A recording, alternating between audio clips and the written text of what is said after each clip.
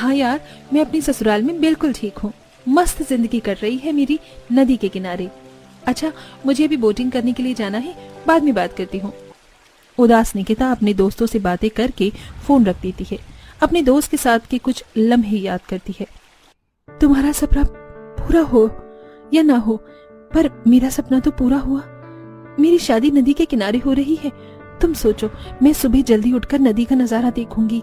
मेरा कभी अगर दिल किया तो अपने पति के साथ नदी किनारे बैठकर मछलियां पकड़ूंगी, बोटिंग करूंगी। मुझे तो विश्वास नहीं कि तेरी मौसी तेरी शादी इतनी अच्छी जगह कर रही है। मौसी इतनी भी बुरी नहीं है, समझी? वो हमारी निकिता का भला ही चाहती है। पूर्वी निकिता के चेहरे की खुशी देखकर उससे जलने लगती है। निकिता ये सब कुछ सोच रही होती है कि तभी नदी के कुछ छींटे निकिता के ऊपर आते हैं और एक छोटी सी लहर में निकिता ने जो खाना बनाया था वो नदी में चला जाता है। बहू, किन ख्यालों में खोई हुई है? तेरी आंखों के सामने तेरा बनाया खाना नदी में चला गया। कुछ ही देर में अर्पित और तेरे ससुर जी आते होंगे। अब तू क्या देगी उन्हें खाने को? अरे भाग्यवान, क्यों बहू पर नाराज हो रही हो? एक तो हमारी बहू यहाँ पर इतनी एडजस्टमेंट कर रही है, वो क्या कम है? बहू, तुम सिर्फ रोटी बना दो। आज हम मछलियाँ ज्यादा पकड़ कर लाए हैं। मैं और अर्पित इसी मछली को पका लेते हैं। रोटी के साथ आज पकी हुई मछली खाएंगे। अपने ससुर के कहने पर निकिता दोबारा रोटियां बनाकर रख देती है और विनोद अर्पित के साथ बैठकर मिट्टी के चूल्हे पर जाल लगाकर कुछ मछलियां पकाता है। पापा, पहले ही गर्मी बढ़ती जा रही है, पर आज का मौसम कितना अच्छा है। नदी के किनारे बैठकर खाना खाने में मजा ही आ गया। हाँ बेटा, अब बस थोड़े से पैसे की कमी है। कुछ पैसे और जोड़ लो तो काजल की शादी और घर दोनों जिम्मेदारी पूरी हो जाएगी। अपनी ननद की शादी की बात सुन निकिता खुद से कहती है, माँ बाप अपने बच्चों के लिए कितना अच्छा सोचते हैं। अगर मेरे माता पिता भी जिंदा होते तो मेरी शादी भी किसी अमीर घर में होती, पर मौसी ने मेरी सारी प्रॉपर्टी रख ली और मेरी शादी ऐसे गरीब घर में कर दी। पर उनसे मैं क्या ही शिकायत करूं? उन्होंने मुझे पाला पढ़ाया, मेरे लिए वही काफी था। कुछ देर में वो लोग खाकर जैसे ही उठते हैं, एक लहर आती है और सारे बर्तन पानी में चले जाते हैं। भाभी, जल्दी से नदी में चलो, सारे बर्तन पानी में चले गए हैं। इतना बोल काजल अपनी भाभी के साथ नदी में जाती है और सारे बर्तन एक एक करके नदी से बाहर लाकर घर में रखती है। और एक बार फिर नदी का पानी आता है और पूरा घर गीला हो जाता है। इन सब से निकिता और उसका पूरा परिवार परेशान तो था ही, वहीं शहर में निकिता की दोनों दोस्त किटी पार्टी कर रही होती हैं। अरे, जब से तुम तीनों की शादी हुई है तुम दोनों तो हमेशा साथ दिखती हो, पर तुम्हारी फेवरेट निकिता कहाँ है? हाँ जी, हमने महारानी जी से बात करी थी। मैडम की शादी इतने बड़े घर में हो गई है कि उसके पास हमसे मिलने का टाइम ही नहीं है। उसके पास टाइम नहीं है तो क्या हुआ? मैंने तो सोच लिया है, मैं उससे मिलने उसकी ससुराल जाऊंगी और नदी किनारे उसका घर देखूंगी। अब क्या था, दोनों दोस्त निकिता से मिलने के लिए अगले दिन निकिता की मौसी के घर जाकर उसकी ससुराल का पता लेकर गाँव पहुँचती है। मैडम जी कह रही थी बहुत अच्छी जगह रहती है। ये है वो अच्छी जगह ना? न ही पुल है न ही रोड, कैसे जाए नदी की दूसरी तरफ? कितनी भी मुसीबत में क्यों ना हो, पर झूठ बोलना नहीं छोड़ने वाली हो। अरे, तुम दोनों को भी नदी के दूसरी तरफ जाना है तो बस 5 मिनट रुको, नाव वाला आता ही होगा। मुझे भी नदी के दूसरी तरफ ही जाना है। जब तू जानती है कि वो सच्चाई हमसे छुपाने की कोशिश करती है तो क्यों उसे परेशान करती है और खुद भी परेशान रहती है? अब उसके घर जाकर उसके अमीर नदी किनारे ससुराल का सच पता चल जाएगा हमें। पूर्वी निकिता से मिलने के लिए काफी खुश थी। कुछ देर बाद नाव वाला आता है और दोनों दोस्त नाव में बैठकर नदी पार कर निकिता के घर पहुंचते हैं, जहां निकिता अपने अमीर दोस्त को देख हैरान हो जाती है। अरे, तुम दोनों यहाँ अचानक? तुम्हें यहाँ के बारे में किसने बताया? हमें किसने भी बताया हो, पर तुम पहले ये बताओ तुम्हारा बड़ा सा घर कहाँ गया और तुमने ऐसे गरीबों वाले कपड़े क्यों पहन रखे हैं? और ये क्या, घर के बाहर रसोई और घर में वॉशिंग मशीन भी नहीं है जो नदी पर बैठकर कपड़े धो रही हो? लगता है आप दोनों भाभी की दोस्त हो। आप दोनों घर में बैठो, मैं अभी माँ पापा और भैया को बुला कर लाती हूँ। इतना बोल काजल शोभा, विनोद और अर्पित को बुलाने के लिए चली जाती है, तो वहीं निकिता अपनी दोस्त को घर में ले जाती है। पर नदी के पास ही घर था, इसलिए घर का आधा हिस्सा गीला था। घर तो अंदर से भी गीला है, तुम खाट के ऊपर पैर करके बैठ जाना। निकिता, ये सब क्या है? तेरे घर में तो बैठने की भी जगह नहीं है और तू कह रही थी कि तू बहुत अच्छी जिंदगी जी रही है। मैंने तो पहले ही कहा था ये हमसे झूठ बोल रही है। मैं कोई झूठ नहीं बोल रही, हम नदी के दूसरी तरफ रहते हैं। हमारा असली घर दूसरी तरफ है। ये जमीन भी हमारी है, इसलिए हम लोग यहाँ रुके हुए हैं।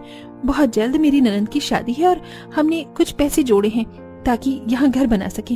अगर यकीन नहीं होता तो रुको, मैं अभी दिखाती हूँ तुम्हें।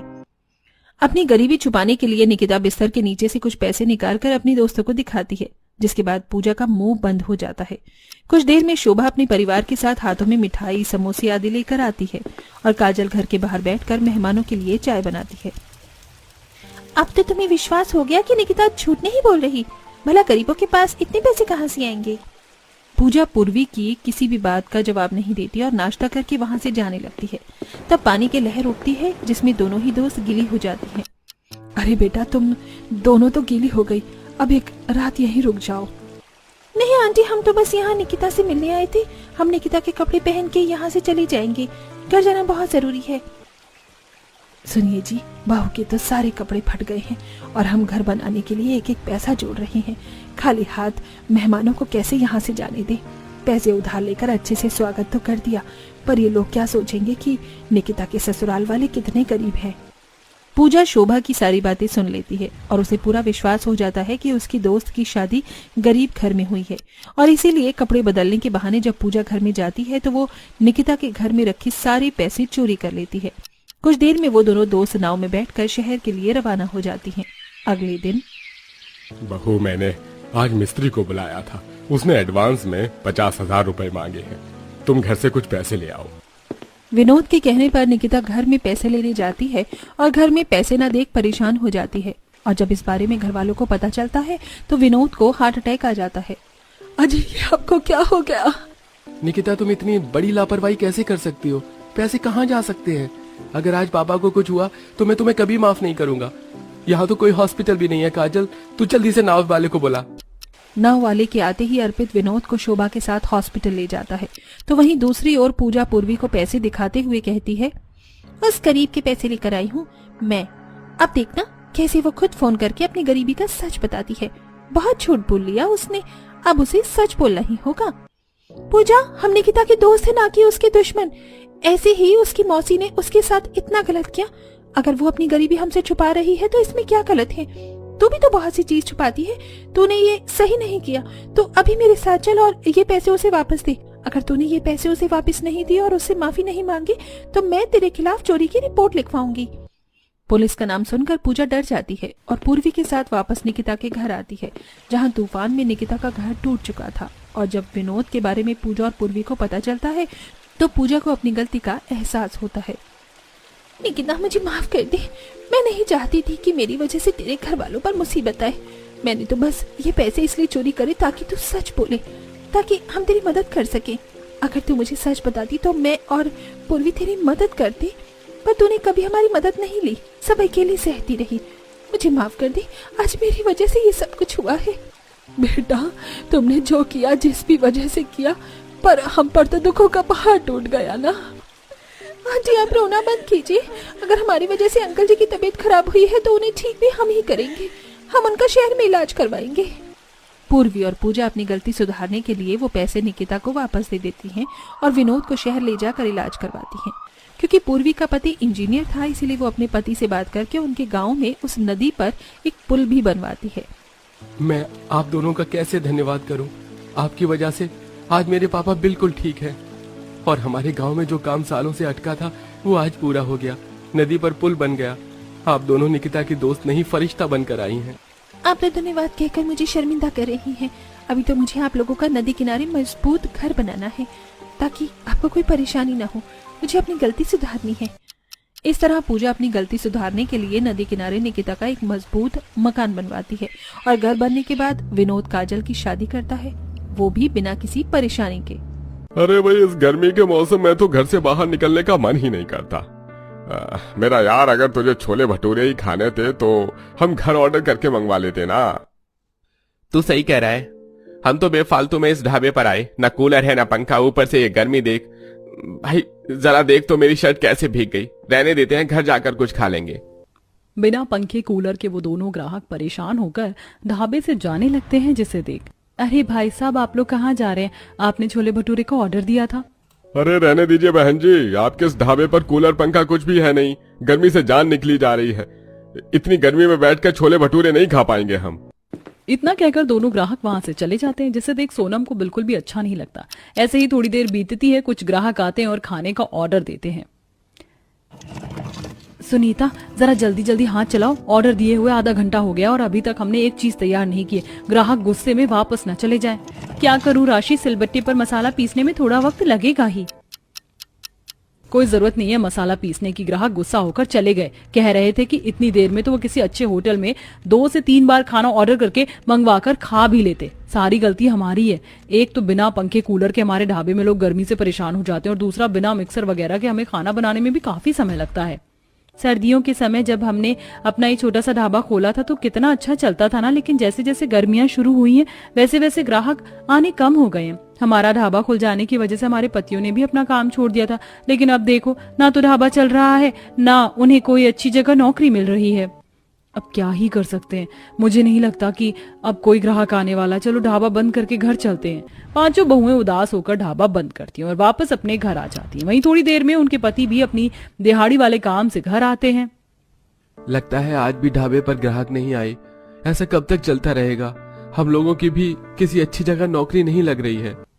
जब तक हमारे ढाबे में पंखा कूलर वगैरह नहीं आएगा, खाना बनाने के लिए मिक्सर जैसी चीजें नहीं आएंगी, तब तक तो ये सब ऐसे ही चलता रहेगा। हमारी तो इतनी इनकम भी नहीं है कि एक सेकंड हैंड कूलर ही ले लें। न जाने कब तक ये सब ऐसा ही चलता रहेगा।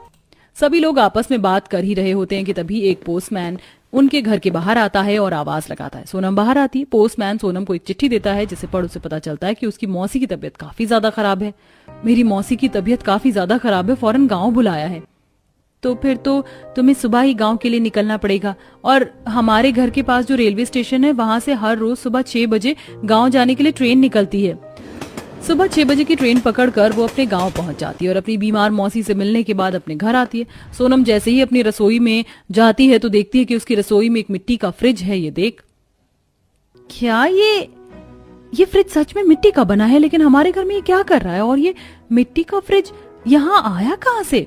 सोनम बेटिया, ये फ्रिज मिट्टी का ही बना है और इसे हमने ही बनाया। तू तो जानती है कि आजकल कितनी ज्यादा गर्मी पड़ रही है। अब हम गांव वालों के पास कहाँ इतने पैसे हैं कि शहरी अमीर लोगों की तरह फ्रिज वगैरह ला सके, इसलिए हमें जुगाड़ करके मिट्टी का फ्रिज बना लिया और ये तो हर किसी के घर में है। लेकिन माँ, ये चीजों को ठंडा कैसे रखता है? अरे मैं हर रोज इसकी बाहरी परत को पानी से गीला करती हूँ तो अंदर काफी ठंडा हो जाता है। रुक, तुझे अभी इस मिट्टी के फ्रिज का ठंडा ठंडा पानी पिलाती हूँ। जब सोनम उस मिट्टी के फ्रिज में रखा हुआ पानी पीती है तो उसे यकीन ही नहीं हो पाता कि इतना ठंडा पानी मिट्टी के फ्रिज का है। गाँव में हर किसी ने गर्मी से बचने के लिए इसी तरह से छोटे मोटे जुगाड़ किए थे। एक हफ्ते बाद जब सोनम वापस घर आती है तो देखती है, तुम लोग मिट्टी से घर की लिपाई क्यों कर रही हो? हमारे घर में एक ही पंखा है, वो भी मरमर के हवा करता है, तो अब गर्मी से बचने के लिए कुछ तो करना ही होगा ना। मिट्टी से लिपाई करेंगे तो घर में ठंडक बनी रहेगी। ये देख सोनम को अपनी माँ के घर में रखा हुआ मिट्टी का फ्रिज याद आता है, जिससे अब सोनम को जुगाड़ सूझता है। इतने पैसे तो है नहीं हमारे पास कि हम अपनी जरूरत को पूरा कर सके, तो क्यों ना अब अपनी जरूरत को पूरा करने के लिए हम जुगाड़ करें। सबसे पहले हम लोग एक मिट्टी का फ्रिज बनाएंगे। जब मैं गाँव गई तो मैं हर किसी के घर में मिट्टी का फ्रिज था जो बिल्कुल असली फ्रिज की तरह काम करता था। जब मिट्टी घर को इतना ठंडा रख सकती है तो मिट्टी का फ्रिज खाने को भी तो ठंडा रख सकता है। अक्सर हमारे ढाबे का खाना गर्मी की वजह से खराब हो जाता है। अगर मिट्टी का फ्रिज होगा तो इससे खाने पर गर्मी का असर नहीं पड़ेगा। एक जुगाड़ तो हो गया, लेकिन बाकी का क्या करें? ढाबे पर गर्मी में जो कस्टमर आते हैं उनका क्या? उन्हें तो कूलर पंखा चाहिए ना। अब वो तो हम मिट्टी से नहीं बना सकते। हाँ, तो फिर हम लोग क्या करें? धीरे धीरे वो भी सोच लेंगे, लेकिन जो जुगाड़ अभी है वो तो करें। 5 बहुएं ढेर सारी मिट्टी लेकर आती हैं, जिनसे वो एक मिट्टी का फ्रिज अपने घर के लिए और एक अपने ढाबे के लिए बनाती हैं, जिससे उनका खाना जल्दी खराब नहीं होता। 1-2 दिन गुजर जाते हैं। माधवी और जागृति सब्जी और थोड़ा राशन लेकर घर आ रही होती हैं कि तभी उन्हें एक लकड़ी की दुकान दिखाई देती है जिसमें ढेर सारी लकड़ी के सामान बना रहे थे। ये देख जागृति के दिमाग की बत्ती जलती है और वो जल्दी से माधवी को लेकर घर आती है। जागृति, तुम मुझे इतनी जल्दी क्यों लेकर आ गई? घर पर और कुछ बताया भी नहीं। मेरे पास एक कमाल का जुगाड़ आया है। रास्ते में आते हुए तुमने वो लकड़ी की दुकान देखी थी ना, उस दुकान में सारी चीजें लकड़ी की बनी हुई हैं, तो क्यों ना अब हम जुगाड़ करके लकड़ी का कूलर, पंखा, एसी ये सब बनाए। ये जुगाड़ कामयाब हो सकता है। हम लकड़ी की बनी हुई चीजों में मोटर तार लगाकर उसे असली बना सकते हैं, लेकिन इतनी सारी लकड़ियां हम कहाँ से लेकर आएंगे? तो मेरा राकेश भाई साहब याद हैं? उनके ना दोस्त हैं, वो भी तो लकड़ी का ही काम करते हैं ना, वहाँ से हमें लकड़ी की थोड़ी बहुत तो मदद मिल जाएगी।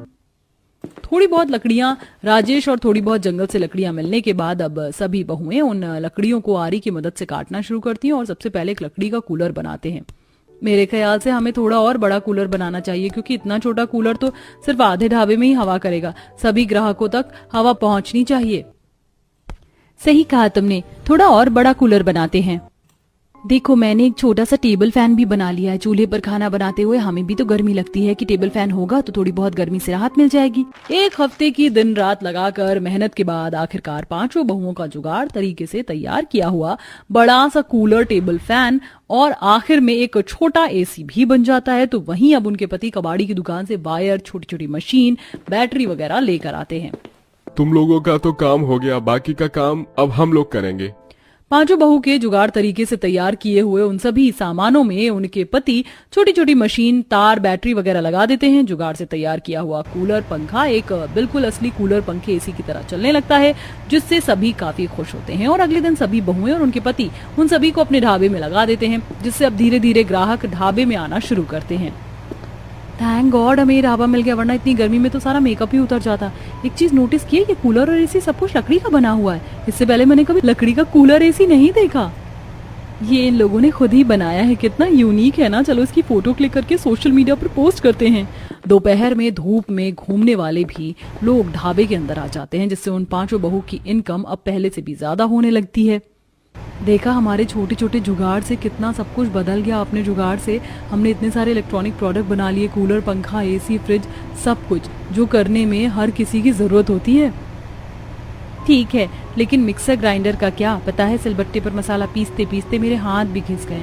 ऊपर से ग्राहकों को ऑर्डर भी काफी लेट पहुंचता है।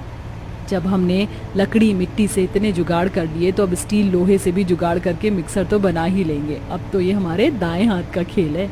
राशि और सुनीता मिलकर जुगाड़ू तरीके से मिक्सर भी बना लेते हैं और उसके अंदर ब्लेड और छोटी सी मशीन लगाकर उसे भी अपने काम में ले आते हैं, जिसके बाद अब बिना पैसे खर्च किए ही उन पांचों बहुओं को गर्मी से राहत तो मिलती ही है, साथ ही उनका ढाबा भी चल पड़ता है और इसी तरह से वो अपने काम को भी जारी रखती हैं।